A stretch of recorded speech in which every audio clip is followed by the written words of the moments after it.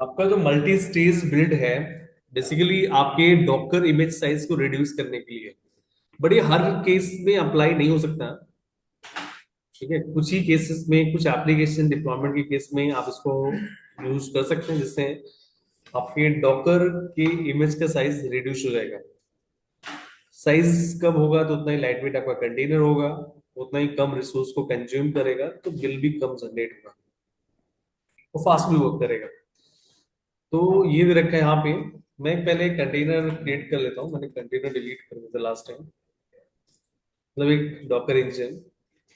वैसे मेरे इसमें चल ऑलरेडी इसमें भी शायद ये भी सा डिपेंडेंसीज का इशू करेगा, तो मैं अलग से ही लॉन्च कर लेता हूँ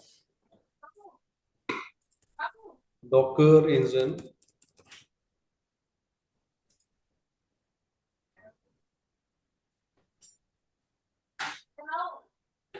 ये थ्री मैक्रो की पे सिलेक्ट कर लेते हैं की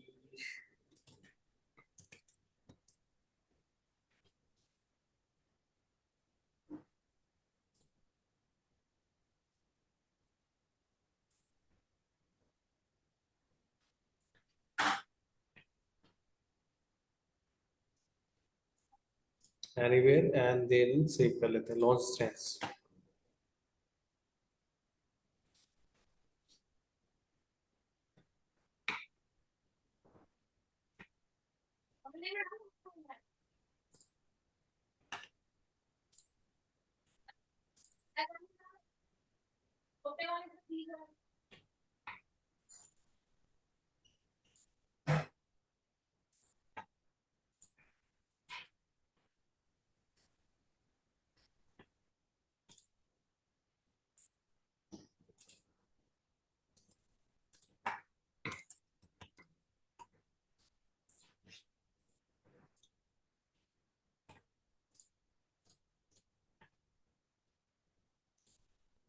तो ये रेपो अपडेट करने के बाद डॉकर इंजन इंस्टॉल करते हैं।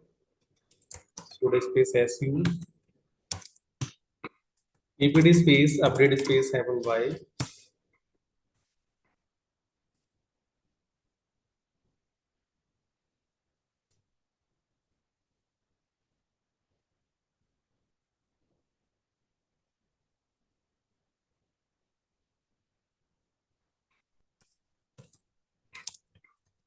system ctl space and then status space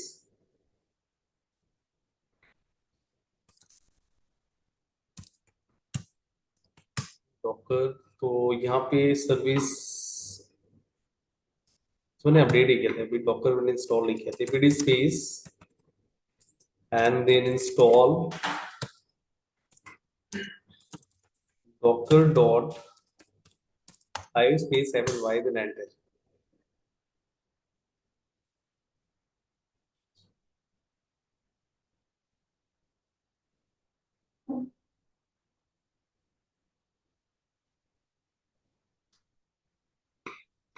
and then system ctl space पहले स्टेटस चेक कर लेते हैं, नीड होगा तो स्टार्ट करेंगे, अदरवाइज नहीं। Status space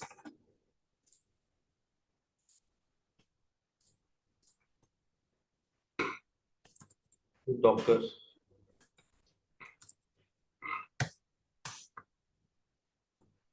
active running and then यहाँ पे करने के बाद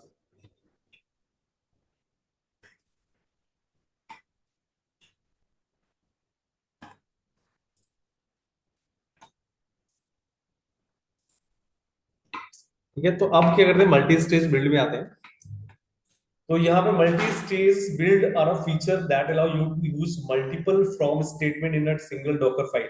एक ही डॉकर फाइल में मल्टीपल फ्रॉम्स होंगे, मल्टीपल टाइम इमेज फेच की जाएगी, और पहले इमेज से हम कुछ डेटा रिट्रीव करके दूसरे वालों पे हम उसको सेंड करेंगे, कॉपी करेंगे।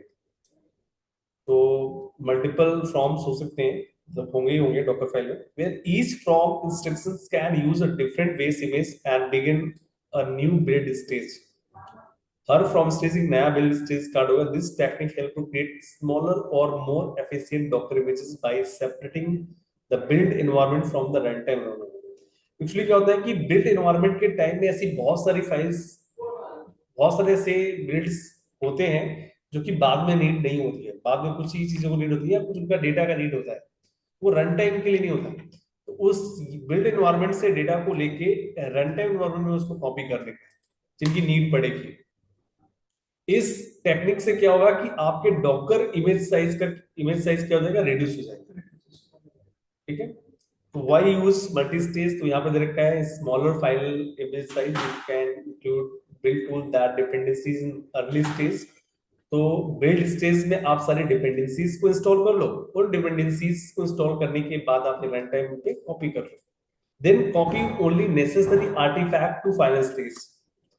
तो बिल्ड आर्टिफैक्ट्स जो नेसेसरी है वो आपको फाइनल स्टेज में लेके आने हैं, बाकी नहीं है। सिक्योरिटी इंप्रूव करता है कैसे, by not including build tools in file में you reduce the less surface attack, जो रिड्यूस कर देता है सरफेस अटैक्स को। Better organization complex build process can be split into logical stage. तो complex build process can be split into logical state में आपका कर सकता है।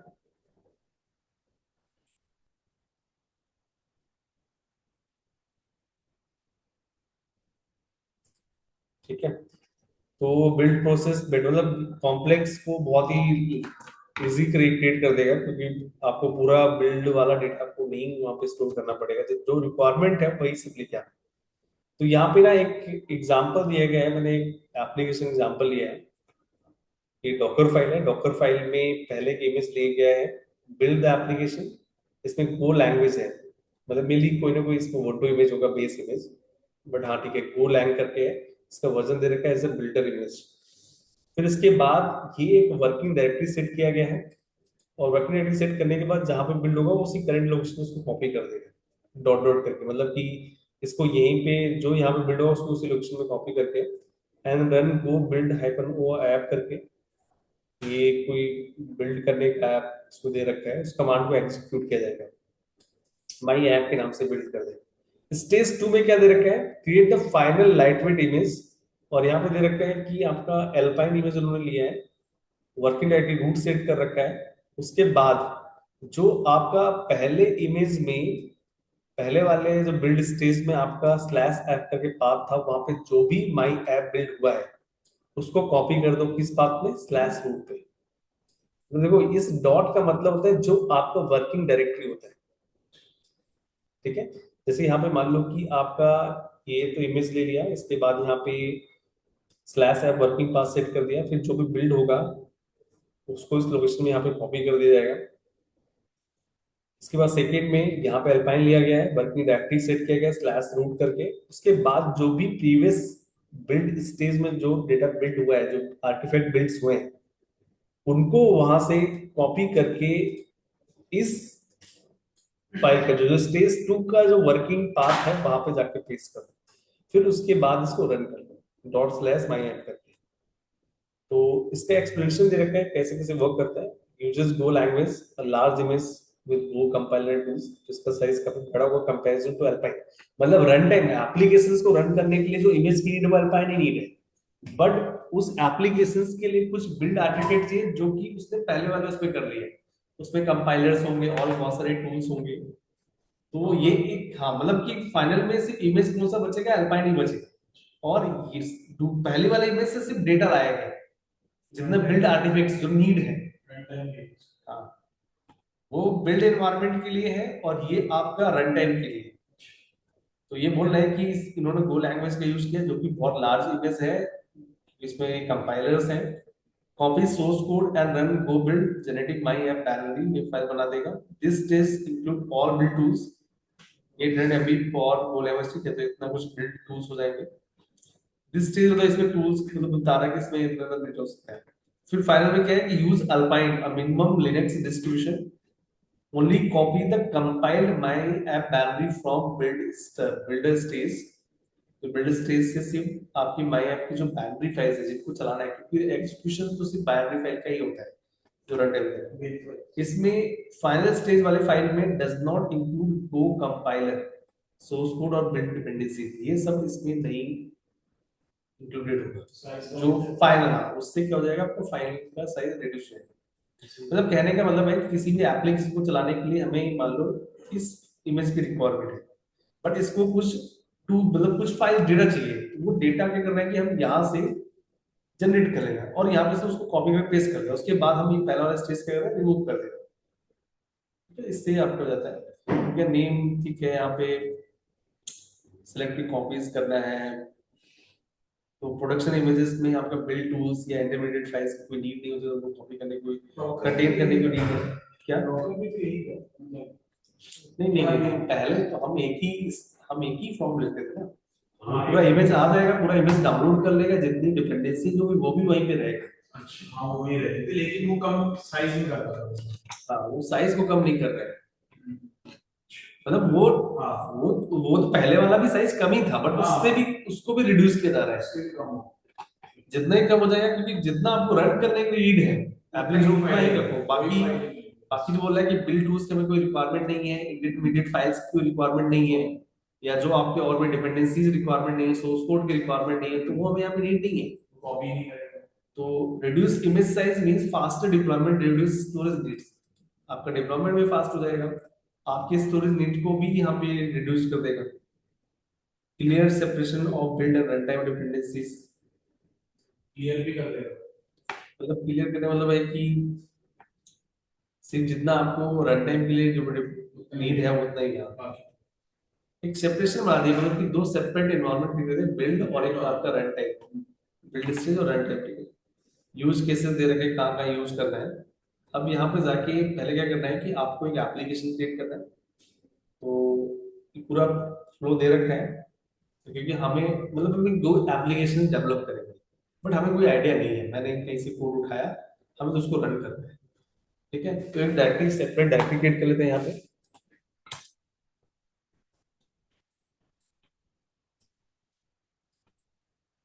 यहाँ से कॉपी करके,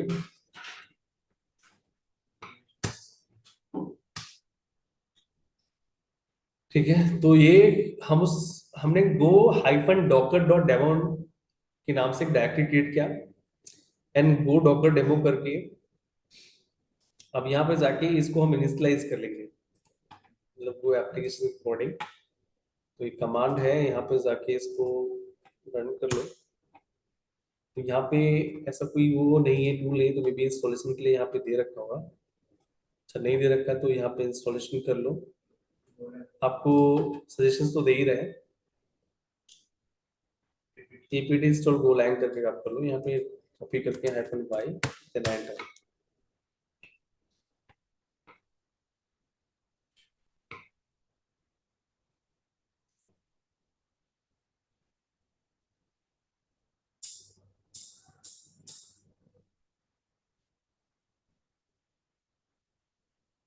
बड़ी हर सिचुएशन के लिए सुटेबल नहीं है, ये भी याद रखना।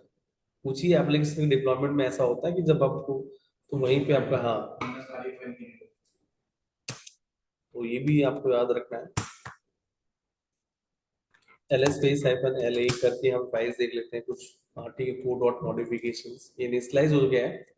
इसके बाद बैक आने के बाद यहाँ पे आपको create main dot go with external dependencies, ये आपका मेन एप्लीकेशंस का डेटा है। तो कोई नहीं, आपको बस ये कमांड कॉपी करना है, ये आपको डायरेक्टली ये फाइल क्रिएट भी कर देगा और उसके अंदर वो कंटेंट डाल देगा। हम्म कोई ऐप बन जाएगा। तो यहाँ पे करते हैं, यहाँ पे आपको कुछ ऐसा प्रिंट करेगा, hello from Docker build stage build, एक एप्लीकेशंस का डेटा है मेन डॉट गो, जैसे आपका पैथन का होता है मैनेज डॉट पी वाई या ऐप डॉट पी वाई, ऐसे मल्टीपल आपके रहते हैं। यहाँ पे पेस्ट कर दो, एंटर कर दो, plus space hyphen L A, ठीक है। ये मेन डॉट गो यहाँ पे आ चुका है। इसका दिस विल डाउनलोड डिपेंडेंसीज, मतलब उसको चलाने के लिए डिपेंडेंसीज चाहिए, तो इस कमांड से आप यहाँ पे रन कर सकते, ला सकते हो।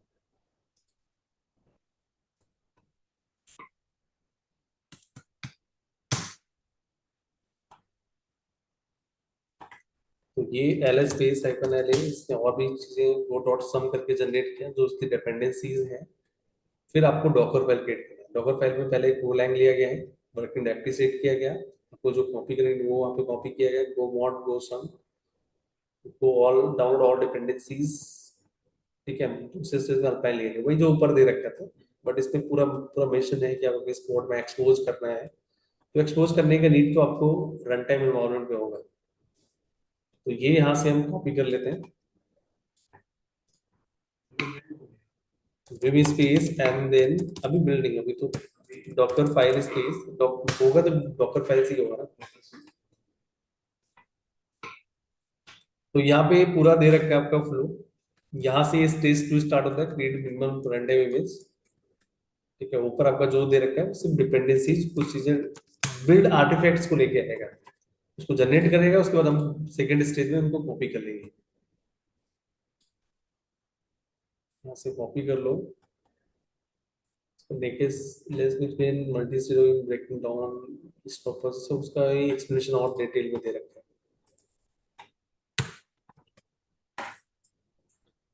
देखते हैं, इसके बाद हम साइजेस भी देखेंगे, मतलब ये बिल्ड करने के बाद उसके दो इमेजेस वहां से पुल किए होंगे, एक आपका गो लैंग्वेज और एक आपका अल्पाइन। हम पहले हम देखेंगे ना गो लैंग्वेज का क्या साइज क्या है, मतलब हायर ही साइज होगा कंपैरिजन टू अल्पाइन। हाँ,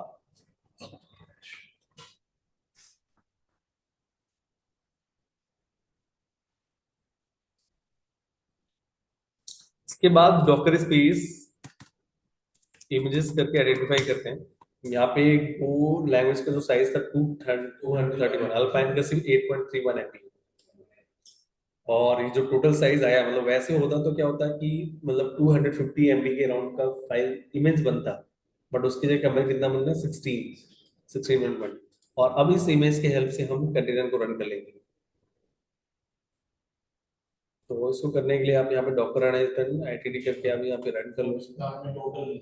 हाँ, ये करंट में ही रन कर देगा, ये आपको बैकग्राउंड में रन करना है, तो वैसे भी आप अपना भी कमांड यूज कर, Docker space run space hyphen ITD space double hyphen name and then container का name font one space and image hyperlink P आएगा, किस पोर्ट पे पब्लिश करना है। तो शायद 8080 होगा, दोनों साइड 8080 दे रखा होगा, क्योंकि वो अंदर भी कंटेनर का पोर्ट भी सेम वही दिया गया है। एंड देन नेम्स आपका इमेज का नेम, तो इमेज का नेम यहाँ से कॉपी कर लेते हैं।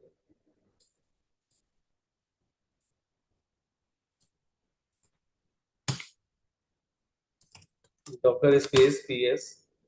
अब ये होने के बाद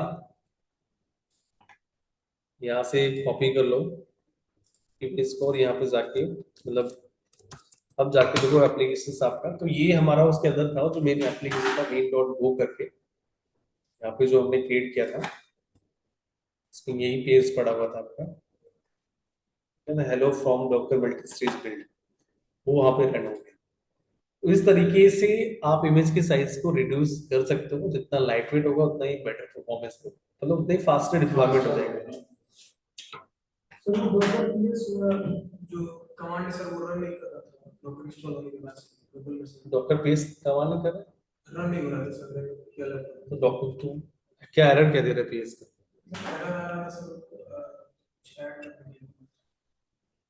नहीं तो डॉकर कमांड तो मतलब जैसे मैंने AWS पे मशीन लॉन्च की, फिर वहां से डॉकर इंस्टॉल किया उसमें मशीन के अंदर, समझ गया। और फिर तो वो डॉकर या प्रॉपर्ली इंस्टॉल नहीं होगा, कोई तो ऐसा मिस्टेक, मतलब डॉकर करने तो पीएस को क्या दिखाएगा ही दिखाएगा ना। इसके बाद मैं इसको स्टॉप कर लेता हूँ, docker space and then stop space and then font one, docker space RM space and then font one, तो ये हमारा हो गया रिमूव। तो इस तरीके से आप इमेजेस के साइज को रिड्यूस कर सकते हो। मेरे पास और भी एग्जांपल्स की फाइल्स पड़ी, वो मैं आपको सेंड कर दूंगा, उनको भी ट्राई कर सकते हो आप। ये उसी का पूरा एक्सप्लेनेशन दे रखा अगेन कि बिल्डर स्टेज में वो लैंग्वेज ये इसका यूज किया गया था, एंड ठीक है, जब बेस इमेज जिसमें कंपाइलर होगा, builder for the reference the latest stages alpine version is smaller than standard go image। तो यहाँ पे दे रहा है कि आपका जो वर्किंग पाथ है वर्क बेयर स्लैश ऐप करके सेट किया गया है, all subsequent commands run from this directory, जितने भी कमांड्स हैं इसके बाद मेंशन किए गए वो सब इसी पाथ से ही एग्जीक्यूट होंगे। ठीक है, फिर इसके बाद क्या है, copy go mod and sum files, इनको कॉपी किया, copy dependencies file first, this allowed Docker to cache dependencies unless these files changes। तो इनको फाइल की नीड थी वहां, तो वहां पे कॉपी किया गया। इसके बाद डाउनलोड ऑल डिपेंडेंसीज जो डिपेंडेंसीज है वो डाउनलोड करो, ठीक है। इसके बाद copy the source code, copy all remaining source files, done, अपने dependencies download for the better कैसे। फिर आपका नेक्स्ट आएगा बिल्ड द एप्लीकेशन, एप्लीकेशन को बिल्ड करो, बिल्ड करने के जो भी है वो दे रखा है। फिर आपका स्टेज 2, सेकेंड फ्रॉम, तो second from star new stage, ये सेकेंड यूज किया गया आपका फ्रॉम टाइम, जिसमें अल्पाइन इमेज को फेच किया गया है, क्योंकि बहुत ही लोअर साइज का 5 MB की मुझे अराउंड थी। Only what copied from previous stage will be included. तो इसके बाद वर्किंग डायरेक्टरी यहाँ पे सेट किया गया है, set the same working directory as builder consistency. और भी जो कुछ सर्टिफिकेट्स की रिक्वायरमेंट है इसको करने के लिए, तो ये मैंने ना उसी का एक्सप्लेनेशन नीचे मेंशन कर रखा है डिटेल, हाँ डिटेल में, तो वो यहाँ पे आप देख सकते हो, इसको स्टडी कर सकते हो। वो ये पहले इमेज बनाई, इसमें फिर डिपेंडेंसी, जैसे इसका एक वर्कफ्लो विजुअल फ्लो भी दे रखा है, विजुअल फ्लो में आपको दे रखा है कि यहाँ पे एक वो लैंग्वेज 1.2 को अलाइन किया गया, डिपेंडेंसी इंस्टॉल किया गया, सोर्स कोड कॉपी किया गया, फिर बाइनरी, एक फाइनली बाइनरी फाइल्स को बनाया गया, फिर उन्हीं बाइनरी फाइल्स को यहाँ पे कॉपी कर दिया गया, और फिर बाइनरी फाइल्स को रन कर देगा। जैसे ही आप बाइनरी फाइल रन हो जाएगा, आपके एप्लीकेशंस वहाँ पे शो करने लग जाएगा।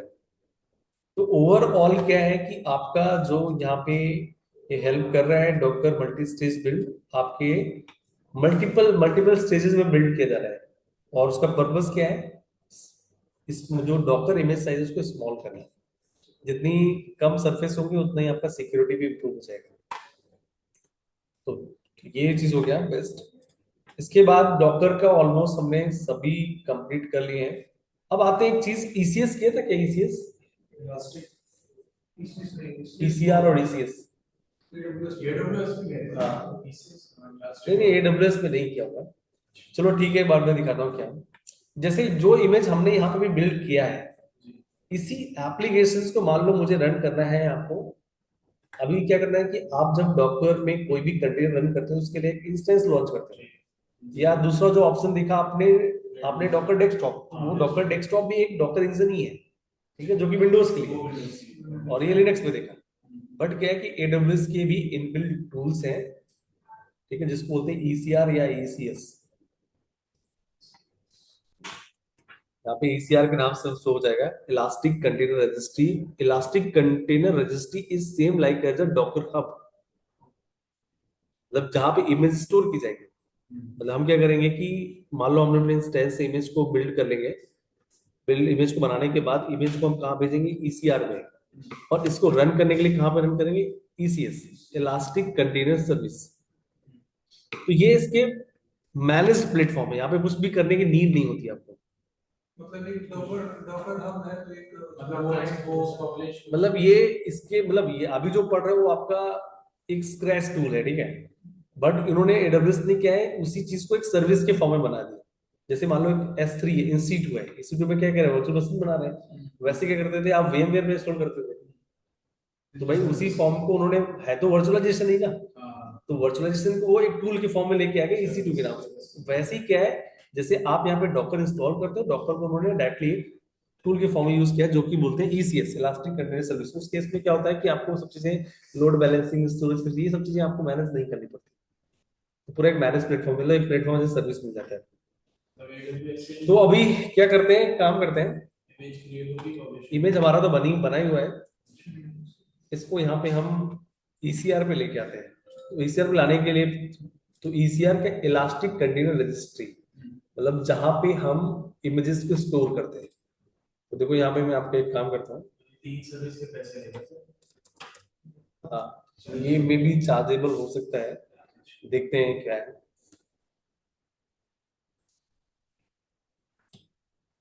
तो share and deploy container soft, ये तो हाँ कंटेनर्स के सॉफ्टवेयर जो उनकी फाइल्स होती है उनको शेयर करते हैं। Fully manage container registry that make it easy to store, किसी भी कंटेनर इंजन की इमेज फाइल को स्टोर कर लेगा, मतलब जो कंटेनर्स की इमेज फाइल है स्टोर कर सकते हैं, तो manage share and deploy of container images, container images की बात कर रहा है, ठीक है, एंड आर्टिफैक्ट एनीवेयर, जो भी आपने आर्टिफैक्ट्स हैं उनको स्टोर कर सकते हो।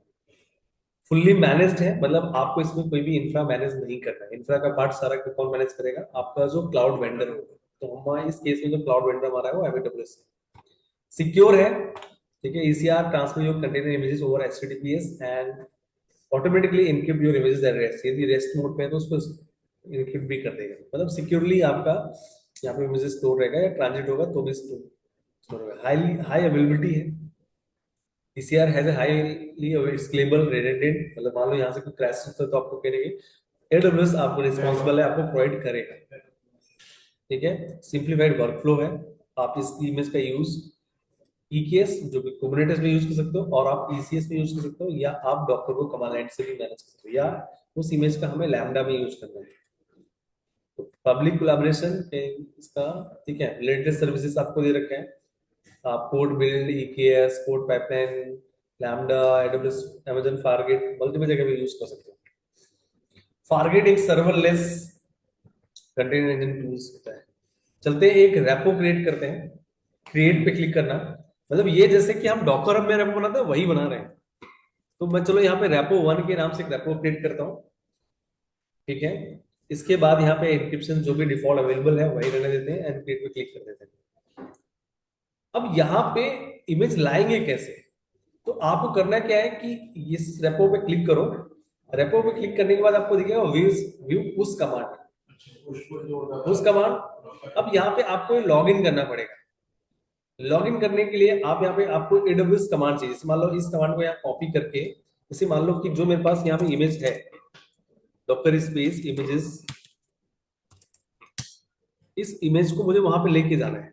तो यदि मान लो मैं यहाँ पे कमांड रन करूंगा, एंटर करता हूँ, तो देखते हैं क्या मुझे देता है। तो बोल रहा है कि AWS CLI इंस्टॉल ही नहीं है। तो ये बोल रहा है कि भाई इस कमांड से इंस्टॉल करके देखो, बट मे भी शायद ये इंस्टॉल नहीं करेगा। देखते हैं। तो ये बोल रहा है कि इंस्टॉलेशन नहीं हो रहा है। आप एक काम करो, तो कि किसी AI का हेल्प ले लो। आप हमें से बोलो install AWS CLI on Ubuntu। Ubuntu में कैसे इंस्टॉल करना है, ये मेरी जिप फाइल के हेल्प से हो जाएगा। बाइनरी फाइल सीधा डाउनलोड कर लेंगे। सर फारगेट और डॉकर में कोई डिफरेंस क्या होगा सर? आपने बोला सर्वरलेस है, और मतलब क्या है कि एक जब आप ECS में कंटेनर को रन करोगे, एक ऑप्शन देगा आपको फारगेट, और एक ऑप्शन देगा हिस्ट्री इंस्टेंस। हिस्ट्री इंस्टेंस में आप हिस्ट्री इंस्टेंस को एक्सेस कर पाओगे, उसमें एक्सेस नहीं कर पाओगे। वो चीज वो ऑटो मैनेज करेगा आपका AWS।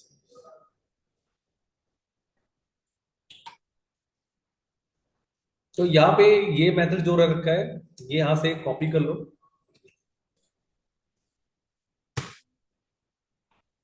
यहाँ पे हमने कॉपी कर लिया AWS से। इसके बाद इसको अनजिप करना है, बट अनजिप कमांड भी मे बी नहीं होगा। तो ये बोल रहा है भाई, हिंट दे रहा है कि ये अनजिप बूट को, क्योंकि वो सीधा बाइनरी फाइल है जो रन हो सकता है डायरेक्टली।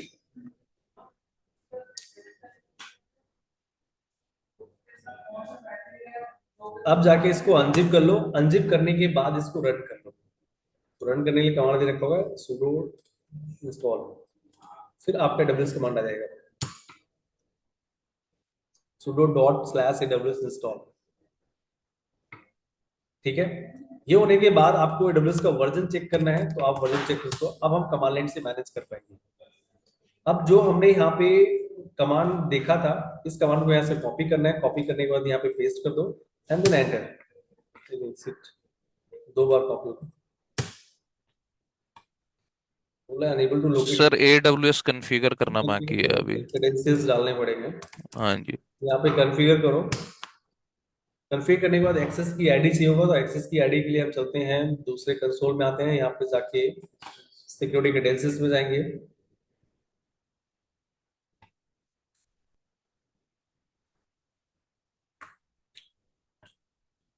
सिक्योरिटी क्रेडेंशियल बनने के बाद एक्सेस की आईडीज यहाँ पे होगी।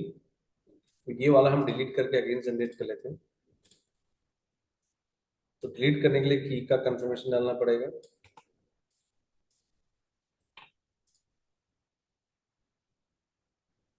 Create access key, and then I understanding getting a root access key is not.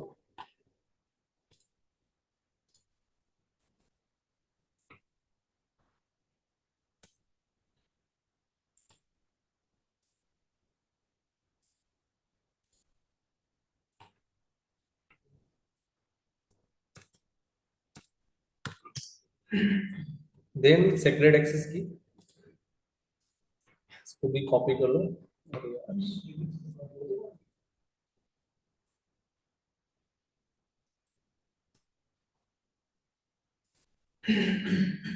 Enter कर लो, एंटर करने के बाद रीजन डिफाइन कर दो, US hyphen east hyphen 1, enter. अब कमांड उसको रन कीजिए आप। तो कमांड में से यहाँ से कॉपी कर लो, कॉपी करने के बाद यहाँ पे पेस्ट कर लेते हैं, फिर एंटर। अभी हमारा लॉगिन सक्सीड हो गया। देन बैक आते हैं, फिर आपको क्या करना है कि build your doctor image using following command, but image तो हमारे पास repo dot and then tag।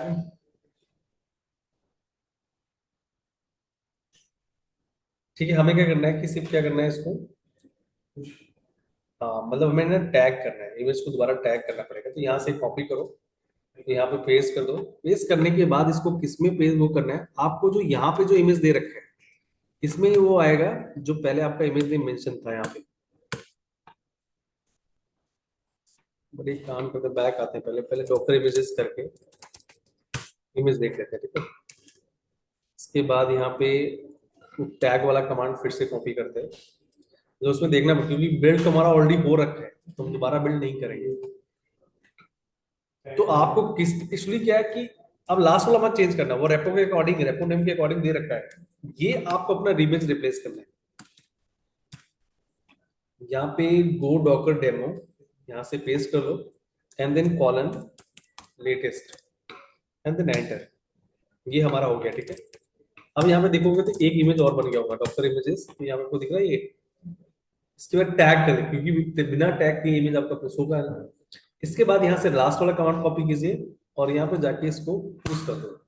ये पुश होना स्टार्ट हो गया, ये चला जाएगा आपका ईसीआर रेपो में।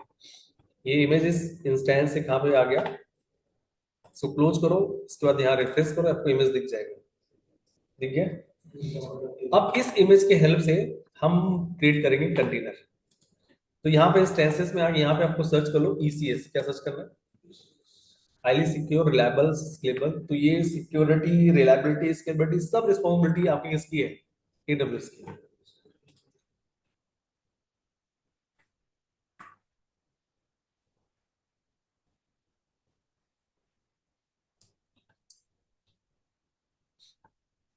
इसके बाद यहाँ पे ऑप्शन आएगा आपका क्लस्टर्स का। आप क्लस्टर पे, ठीक है, क्लस्टर क्रिएट कर लो, बट क्लस्टर से पहले आपका टास्क डेफिनेशन ये सब चीज बनता है। क्रिएट क्लस्टर पे जाइए और क्लस्टर का नेम दे देते हैं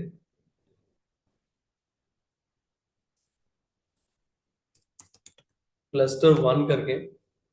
इसके बाद यहाँ पे दो ऑप्शन आ रहा है, एक आ रहा है Amazon S2 इंस्टांसेस और एक आ रहा है आपका serverless. API as you go चलेगा, if you have a tiny batch और बस वर्कलोड और फॉर जीरो मेंटेनेंस ओवरहेड, जब आपको कोई भी मेंटेनेंस नहीं करना तो आप सिलेक्ट करो उसमें फारगेट, डिफॉल्ट में यही सिलेक्टेड होगा। The cluster has Fargate and Fargate is for capacity provided by the default. ये manual configuration use for large workload with consistent. तो इसमें आपको फिर आपके अपने सिलेक्ट करने पड़ेंगे, आपको अपना एक ऑटो स्केलिंग ग्रुप बनाना पड़ेगा, उसमें से आपको कौन सा इंस्टेंस लेना है, इंस्टेंस का टाइप क्या लेना है, ये सारी रिस्पॉन्सिबिलिटी आपकी होगी। तो हम क्या लेते हैं, फारगेट। जब हम मैनेज ही प्लेटफॉर्म यूज कर रहे हैं तो हम क्यों ना सर्वरलेस, मतलब ये पूरा सर्वरलेस ही है। इसके बाद बैक आने के बाद यहाँ पे कोई भी ऑप्शन सिलेक्ट नहीं करना है, इसके बाद क्रिएट पे क्लिक करते हैं। इसके बाद नेक्स्ट आएगा आपका टास्क डेफिनेशंस। ये भी क्लस्टर बन रहा है, बनने देते हैं, ये पहले कभी बनाया गया होगा डेफिनेशंस।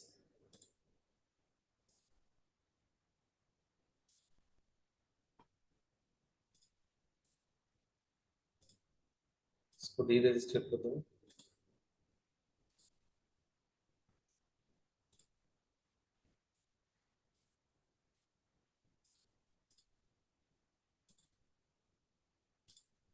तो नया बनाना पड़ेगा, ठीक है। तो ये क्लस्टर हमारा बन चुका है। अब टास्क डिवीजन में जाके एक्चुअली सर्विस की सारी कॉन्फ़िगरेशंस करनी है, जो मतलब कंटेनर वाला पार्ट रहेगा। तो चलो टास्क डेव 2 कर देते हैं, यहाँ पे 1 से पहले बना हुआ है। इंफ्रास्ट्रक्चर जो है हमारा फारगेट ही रहेगा। आपका ओएस आर्किटेक्चर जो दे रखा है वो है, वर्चुअल सीपीयू कितना है, मेमोरी वो ऑलरेडी सेट करके दे रहा है, आप कुछ भी सिलेक्ट नहीं कर रहे हो, बस आपको दिखा रहा है क्या क्या है, ठीक है। इसके बाद कंटेनर्स का नेम दे दो आप, मैं यहाँ पे देता हूँ कंटेनर 1। तो इस कंटेनर के लिए इमेज क्या रहेगा, तो आप यहाँ पे ईसीआर पे आइए, ईसीआर पे आने के बाद यहाँ पे यूआरआई दिखेगा, कॉपी यूआरआई। यूआरआई यहाँ से कॉपी करना है, कॉपी करने के बाद बैक यहाँ पे आओगे, यहाँ पे जाके इसको क्या कर दोगे, पेस्ट। ठीक है, इसके बाद हमारे कंटेनर का पोर्ट नंबर ही 8080 होना मेंशन किया गया है। पोर्ट का नेम देना है तो कोई बात नहीं, पोर्ट 1 करके देखो, क्योंकि वहां पे पहले ही कंटेनर पोर्ट 8080 था, तो उसके अकॉर्डिंग हम जरूर सिलेक्ट कर लेंगे। और यहाँ पे कोई चीज आपको नहीं करना, डिफॉल्ट छोड़ दो यहाँ पे, हाँ सब ऑप्शनल है, आप क्रिएट पे क्लिक कर दो, टास्क डेफिनेशन बन जाएगा, फिर क्लस्टर पे चलेंगे। तो टास्क डेफिनेशन में हमने सारे कॉन्फ़िगरेशन को चेक किया, उसमें क्या क्या था, कौन सा इंस्टेंस की कॉन्फ़िगरेशन क्या रहेगा, सीपीयू कितना रहेगा, रैम कितना रहेगा, ओएस आर्किटेक्चर्स क्या रहेंगे, वो हमने सिलेक्शन सब किए। अब आते हैं क्लस्टर्स में। क्लस्टर में क्रिएट क्लस्टर में, क्लस्टर तो ऑलरेडी बनाया हुआ है, क्लस्टर के अंदर आ जाओ, यहाँ पे एक ऑप्शन आएगा सर्विस का, क्रिएट पे क्लिक करो, यहाँ पे टास्क डेफिनेशन सिलेक्ट करना है, टास्क डेफ 2। फिर इसके बाद सर्विस का नेम ही आ रहा है, डिफॉल्ट रहने देते हैं जो आ रहा है, आप चाहो तो उसको चेंज कर सकते हो अपने according. And then forget it, ठीक है, यहाँ पे लेटेस्ट रेप्लिका डिजायर्ड टास्क, ठीक है, डिप्लॉयमेंट ऑप्शंस में ईसीएस, नेटवर्किंग्स में देखते हैं, तो नेटवर्किंग्स में आपको ये सिलेक्ट कर लो कि ठीक है, डिफॉल्ट वीपीसी में रहते हैं, सारे सबनेट से रहने देते हैं। सिक्योरिटी ग्रुप में आपको देखना पड़ेगा FA2 करके है, आपका इसमें पोर्ट अलाउ है या नहीं, वो चेक करना पड़ेगा। एक बार हम वेरीफाई कर लेंगे, पहले हम बना लेते हैं SG056 FA2 के नाम से। पब्लिक आईपी आपको ऑन रखना है, क्योंकि हमें इसको पब्लिकली एक्सेस करके भी देखना है पेज को। Public IP security group name, तो ये नेटवर्किंग वाला पूरा सेक्शन है, तो ये ध्यान रखना है, यहाँ पे आइडेंटिफाई कर लेना आपके सिक्योरिटी ग्रुप का नेम क्या है, मेरे केस में FA2।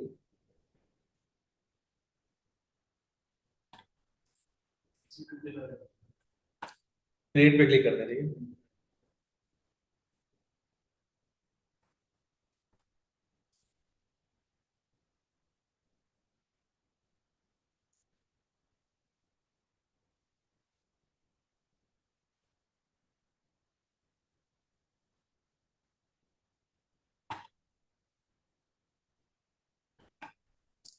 एक बार इसमें टैब ओपन करके हम सिक्योरिटी ग्रुप वाले पोर्शन में जाते हैं,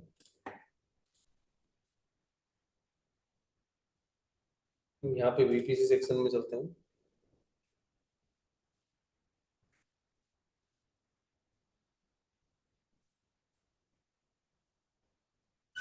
सिक्योरिटी ग्रुप FA2 के नाम से था, यहाँ पे सर्च कर लेते हैं FA2।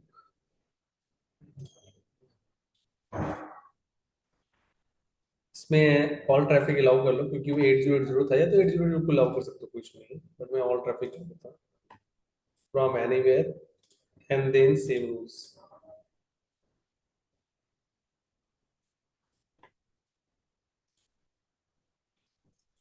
बैक आते हैं, ये अभी बन रहा है, क्रिएट हो रहा है।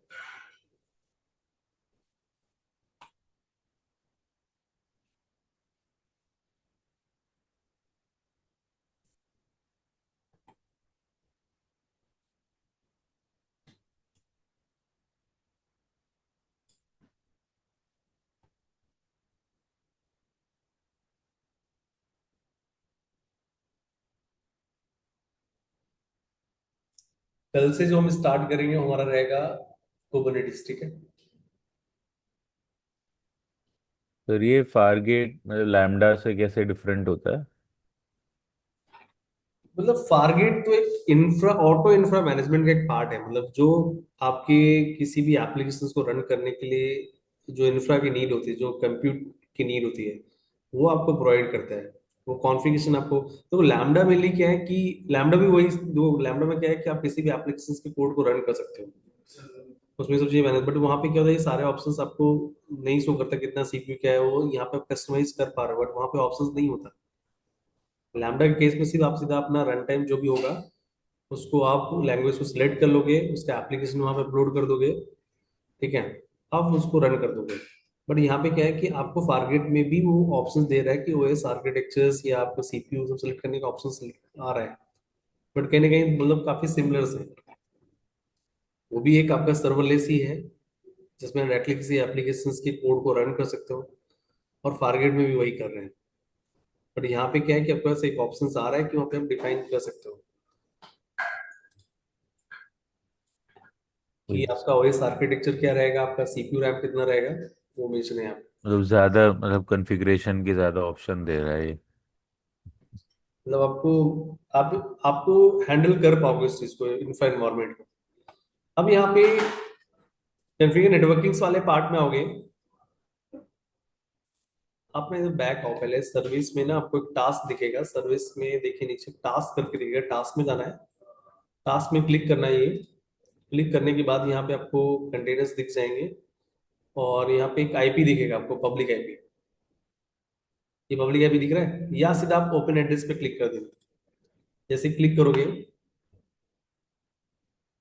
तो इसके साथ आप पोर्ट नंबर अटैच कर दो, :8080। चल गया, ठीक है। पोर्ट नंबर आपको लगाना है, बाकी उसमें कोई चेंजेस नहीं करना है। तो ये आईपी एड्रेस यहाँ पे आ गया, उसने सर्च प्रोवाइड कर दिया, आपका सिस्टम का आर्किटेक्चर क्या था, सीपीयू कितना था, रैम कितना था, आपका लॉन्च टाइम फॉरगेट था, कैपेसिटी प्रोडक्ट का फॉरगेट है, सबनेट आईडी किस सबनेट में हुआ है, वीपीसी कौन सा है आपका, टास्क डेफिनेशन, प्लेटफॉर्म वर्जन, सब आपको मेंशन यहाँ पे लॉग्स दिख जाएंगे। ठीक है, क्लाउड वॉच में Docker label, source, network bindings, बहुत सारी मेंशन है। बाकी सब चीजें वैसे नहीं, वही वाला पार्ट है जो आपका डॉकर में पढ़ाया गया है, कॉन्सेप्ट वही रहेगा। बट यहाँ पे हमने मैनेज प्लेटफॉर्म यूज कर लिया उसको डिप्लॉय करने के लिए एप्लीकेशन। ठीक है, थोड़ा बहुत जो पोर्ट का चेंजेस करना था वो हमने चेंजेस किया। नेटवर्किंग वाला भी मैंने ऑप्शन बता रखा है, वो कहाँ चेंजेस करने हैं, यदि आपको नेटवर्किंग सिस्टम में चेंजेस करने हैं आपको। पब्लिक आईपी कहाँ से आ रहा है, क्या है, किस वीपीसी के अंदर है आपका, अगर EC2 से करने से तो उसमें सारे ऑप्शंस आप वो भी सेम ही है, उसमें इंस्टेंस लॉन्च होते हैं, भाई इंस्टेंस लॉन्च उसमें आपको और कंट्रोल मिल जाता हाँ है इंफ्रा पे। और कस्टमाइज तो अब यहाँ पे इसको डिलीट कर लेते हैं। ये था आपका ईसीआर और ईसीएस, छोटा सा पार्ट रहता है, जो चीजें हम वहां पे रन कर पाते हैं उसी एप्लीकेशन को यहाँ पे भी रन कर पाते हैं, और यहाँ पे पूरा टोटली मैनेज है। इसको स्टॉप ऑल या सिलेक्टेड, AWS यूज करने से देखते पूरा सब करने हैं क्लस्टर को डिलीट कर देते हैं। पब्लिश भी करते हैं क्या AWS की सारी सर्विस तीनों का बना भी लो publish ऐसे कुबरनेटिस में भी आपका करेंगे जो कि EKS रहेगा, stack deletion, cloud formation to CR retry.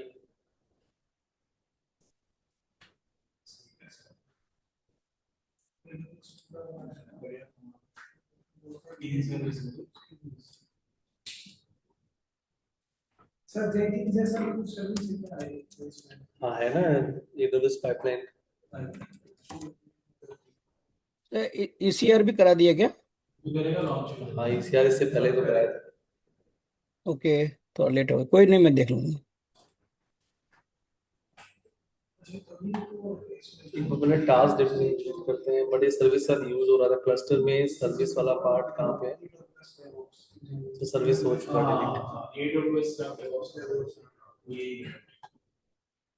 ऐसे ही और वगैरह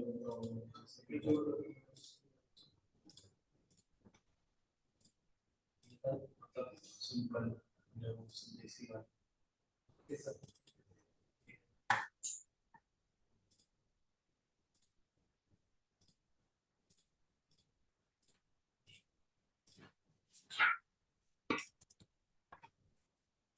तो डिलीट करने का प्रोसीजर भी इसमें रिकॉर्ड करें ताकि आपको डिलीट करने में कोई इशू ना हो।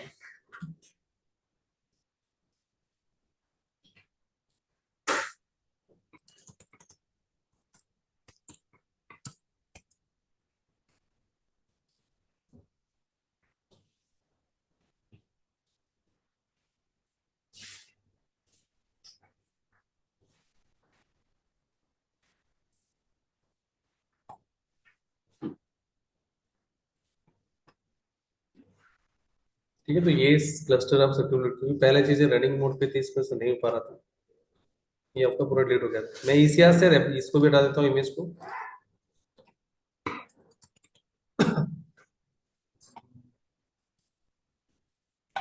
एंड देन आपका यहाँ पे, ठीक है, रेपोजिटरीज में रेपो भी डिलीट कर देता हूँ, और यहाँ पे इंस्टेंस को भी डिलीट कर देते हैं, जो हमने इंस्टेंस क्रिएट किया था उसके में कोई नीड नहीं है। ठीक है, तो ये कंप्लीट कर लो, पूरा डॉकर कंप्लीट हो चुका है। तो अब हम जो नेक्स्ट पार्ट डिस्कस करेंगे वो रहेगा आपका कुबरनेटिस। ठीक है, इसको टर्मिनेट कर लेते हैं।